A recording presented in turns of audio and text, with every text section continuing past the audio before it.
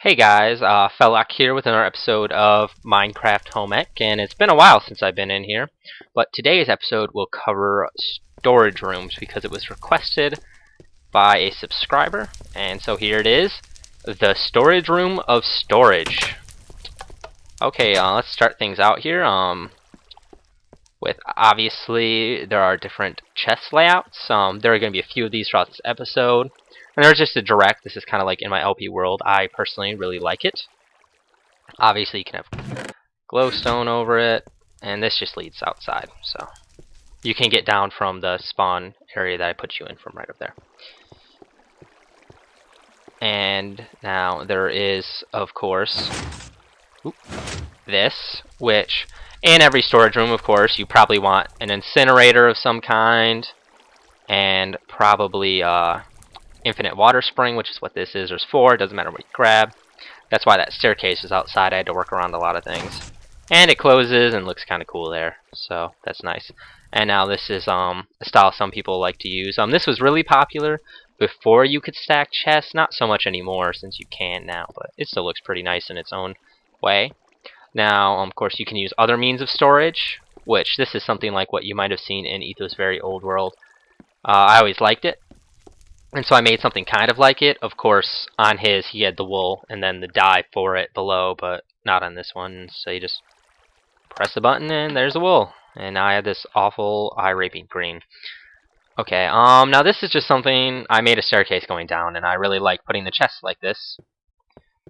But I'm going to cover a few more storage types, which of course involves in the floor here, and you make them kind of off-centered of each other, so they a checkered pattern is what I mean to say.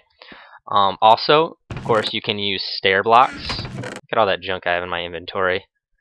You can use stair blocks, and chests will still open, just because some people like to make it a solid wall.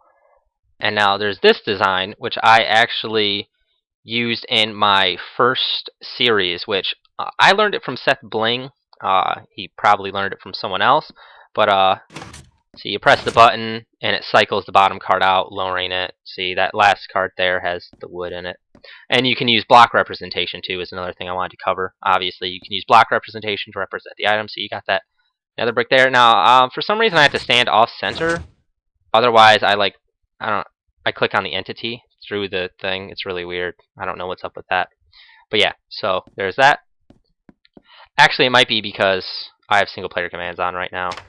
Because I was planning to change my Minecraft world single player commands, since they're not effective in the thing. Now, as you can see, there are 2 designs, because this design doesn't exploit the glitch. Here. Okay, as you can see, you saw what that one did. Now, what they normally do, and the design I learned originally was this. And now this is a glitch. I doubt it will ever get patched, but who knows, I guess. 1 second. There we go. That's just convenient for me. And you see it just rides right through and then continues up. And now, of course, this storage can be as high as you want, but it does take more horizontal space that way as well as vertical. And the horizontal space is much higher, so it's not really, I don't know, it's kind of worth it if you have a lot of room. And to be honest, that's the only thing you really have unlimited of in Minecraft is room. Well, I guess that means unlimited of every resource too. That was April, if you heard that. She decided to open bottles right next to me. Now, let's see. Now, of course, the one thing that was really requested was hidden chests.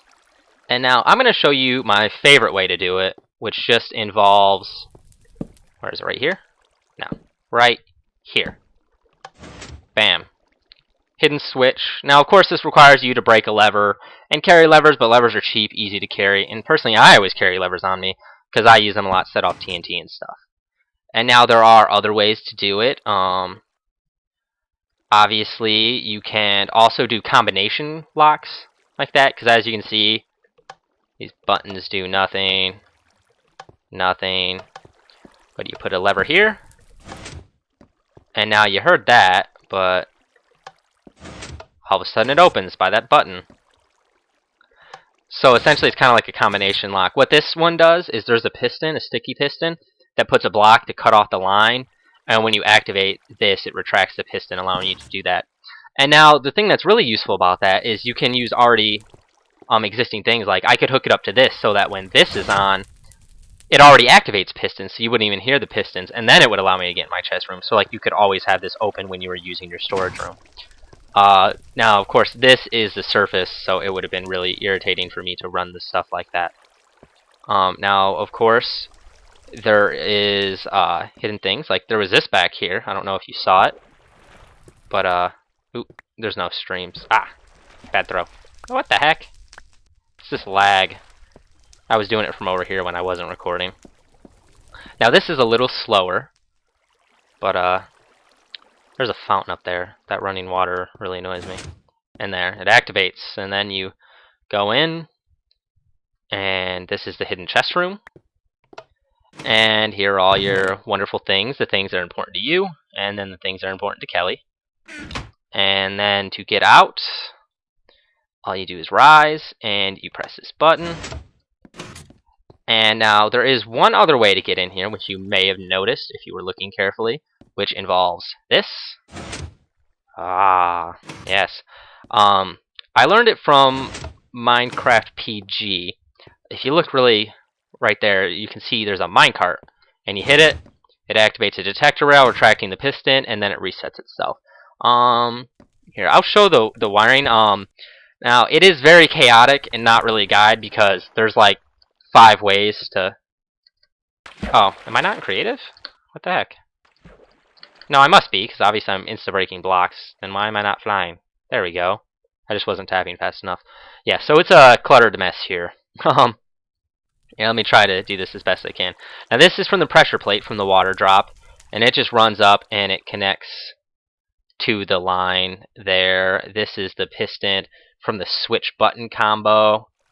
Let's see here, what else is there? Of course, there's over here, that's for the lever goes and it just runs around. And now the thing that you probably care a little more about, which is the piston, the Minecraft one, the minecart one, is what I mean to say, which is very popular, is just this. You push it forward, it rides down, it hits this powered rail, which shoots it right back, and when it rides over this detector rail, it activates the redstone, which shuts the torch off, and that's all there is to that. I, of course, will link both SethBling's video and the video for that.